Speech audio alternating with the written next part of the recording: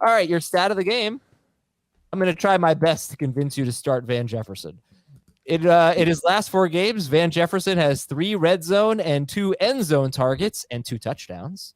And the Raiders have allowed 76 to 90 yards to a wide receiver in 5 straight games. There, bam! Start Van Jefferson over everyone, right? Who's playing quarterback for the Rams? Nobody's going to start Van Jefferson. But actually, I mean, it is worth asking with 6 teams on bye. You know, is he a number 3 receiver this week? And does it matter if it's Wolford or Mayfield? I've spent more time digging into Brandon Powell and Tutu Atwell than I care to admit. And both of those guys are getting opportunities because of their speed. And Van Jefferson is losing out because he should be dominating. He should have a 25% target share, and he's getting it. That you can't start anybody on the Rams and feel good about it other than Akers. And Akers, you're just going to feel okay. There isn't a good reason to start Van Jefferson for sure. Okay, so that was more of a joke, but let's talk about Cam Akers here, because what's actually weird is that the Raiders have a solid run defense, 7th best in yards per carry allowed to running backs, but they give up a ton of fantasy points to running backs. They give up the most receiving yards per game to running backs, but Cam Akers does not do that. So, Heath, how much do you like Cam Akers this week? Borderline number 2 running back. Would feel better if he was in a flex spot than if he was in my number 2 running back spot. I think he has 2 touchdown potential again, but he could also get 16 carries for 57 yards and not score. And that's going to be 5.7 fantasy points most likely, because he's probably not going to catch a pass. Agreed. Are you guys starting both Bucs running backs in a very tough matchup over Cam Akers? Yep. No, I'll take my chances with Akers in non-PPR. Half or full PPR. I think half PPR, I'll take Akers. Full PPR, I might lean toward White. Might even lean toward Fournette just because they're a little safer. They've got a higher floor because they'll catch a bunch of passes. I have both ahead of Akers. Okay, how about Akers or a Dolphins running back against the Chargers? If I knew which running back it would be for the Dolphins, I would take that guy ahead. I think it's going to be Wilson. So I'll start Wilson ahead of Akers, but not Mostert. I will start Wilson, Akers, Mostert in that order. Yeah. You know, I think you kind of gave too much credit to the Raiders defensively here, because they have allowed a running back to have over 100 total yards, 5 of their past 7 games. Running backs have scored on them like crazy. At least 1 touchdown, 5 of their past 6.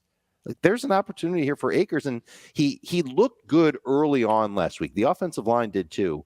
And then as the game wore on, the offensive line started to struggle. Akers didn't have room, but it's the best he's looked since 2020. He really ran well. He had that cutback ability that you remember from FSU. It was there. Good power, good balance. Speed was good. I think he's going to legitimately be the Rams' lead back on Thursday. I know I have a lot of issues with it. First of all, I don't think I did oversell the Raiders, because all I was talking about was their specific run defense, and their run defense is mostly good. It was terrible a few weeks ago against Jonathan Taylor. If you recall, they didn't have a healthy linebacker in that game. So at least they have Denzel Perryman back now. They are like, look at their last 2 or 3 running backs to face them, right? Ken Walker had 14 carries for 26 yards. He scored 2 touchdowns. Austin Eckler had 10 carries for 35 yards. Latavius Murray, 17 carries, 49 yards, and a touchdown. They are giving up touchdowns, but total yards don't matter to me, because Cam Akers has 3 catches this year. The only thing I care about are rushing yards when it comes to Cam Akers, and the Raiders have been good in that area for whatever reason. And Akers isn't a good running back. I don't care how he looked last week. You got to look at the bigger sample size. He's been horrible all year. We know their offensive line stinks. It's one of the worst offenses in football. They might have a quarterback that's been with the team for 2 days starting. And whenever you think you know what Sean McVay is doing, he likes to throw you a little bit of a curveball, right? So I can't even say for certain that he's going to lead the team in carries. I think he will, but you can find, and it's not like you have him ranked in your top 15 or anything, but you can find more reasons not to like Cam Akers than to like Cam Akers this week. Sure. You could just simply start by saying he's a Ram. Yes, you can. All right. So he's a borderline number 2. He's just outside the top 24. Okay. In full PPR anyway. Let's go to Derek Carr. And all right, Heath, where do you have Derek Carr this week? 12, which is where I have him almost every week. He is a startable fantasy quarterback who has been red hot lately, has top 6 upside if everything goes perfectly. But I could also see a situation where the Rams offense is terrible and Josh Jacobs gets 27 carries and Carr doesn't have to do that much. In that case, you'd need the second touchdown most likely for him to have a good fantasy day. Yeah. Luckily, he's had multiple touchdowns in each of his past 5 games. He's the number 5 quarterback in fantasy in his last 5 games. Mm-hmm. And at least 30 pass attempts in each of his past 5 games. Mm-hmm. Sorry, I'm not going to do it. Remember last week, Heath, I talked about how maybe he was getting a little lucky because he had so many long touchdown passes. Uh-huh. He had 2 more last week. They were both the 31 yards out or something like that, 31 or more yards out. So that means 11 touchdowns in his last 5 games. 8 of them have been from 25 yards out or more, which is, I'm pretty sure it's by far the most in football in that stretch. Right. Just like, I'll do it. He did have a stretch before this stretch where he had 1 game out of 4 with multiple touchdown passes. And we probably would have said, well, he can't get 2 touchdown passes. Mm-hmm. And then he had 5 in a row with 2 touchdown passes. Right. But those are the things that help you build confidence in him. Doesn't make him any more likely to get 2 touchdown passes this week, in my opinion. It's just the fact that Davante Adams is playing out of his freaking mind right now, and he's throwing he's a superstar. only to Davante Adams. I mean, that I think has really helped him. Just tunnel vision on Davante Adams, who probably has something like a 35% target share in these 5 games. Is it possible that Renfro's back this week, or they already ruled him out? I'm not sure, actually. I think it's next week. So would you start? I think he's got a chance next week. Look at that Vikings-Lions game. Would you start a quarterback in that game over Derek Carr? Nope. I have it Cousins, Carr, Goff, back to back to back. Okay. How about Tua at the Chargers or Carr? Tua for sure. Same. How about Dak Prescott against Houston? I have Carr higher because I'm more concerned about Dak not having to do anything than Carr not having to. Heath? Yeah, I've got Dak just higher, but again, right in the same range. Start Josh Jacobs, start Davante Adams, Mac Hollins or Van Jefferson? Hollins. Same.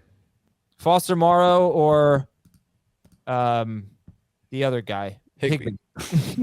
The other guy. He's been downgraded to the Dave, connection. Dave, hop out and come back in, see if we can reestablish your connection a little bit. Other guy. I would go Higbee just slightly. I don't know if you heard me. Yeah, Dave, let's hop out and we'll get Dave to reconnect here, see if we can get you go Higbee slightly. Is Higbee approaching your top 12? In full PPR, he is, and it's dumb, but it's tight end. Yeah, I mean, I think when you look at him against the Chiefs, you see the no targets game. Understand that Tyler Higbee runs a lot more routes when Bryce Perkins is not the quarterback. So he can play a more traditional tight end role when Wolford or if maybe it's Mayfield is there. The hope would be that they can't run the ball, that you're right about this Raiders defense, that they're inefficient running the ball and they fall behind. Because last week with Wolford, he did have almost a 20% target share. They just only threw 26 passes. So if we get into a game where they throw 35 passes and he keeps that same, I mean, he was tied for the team lead in target share last week. You could see him with 7 or 8 targets like we did earlier in the year. And at some point, he's probably going to score a touchdown. All right, last question is the Raiders DST. How much do you like them? I don't want to like them because I don't think they're any good at all.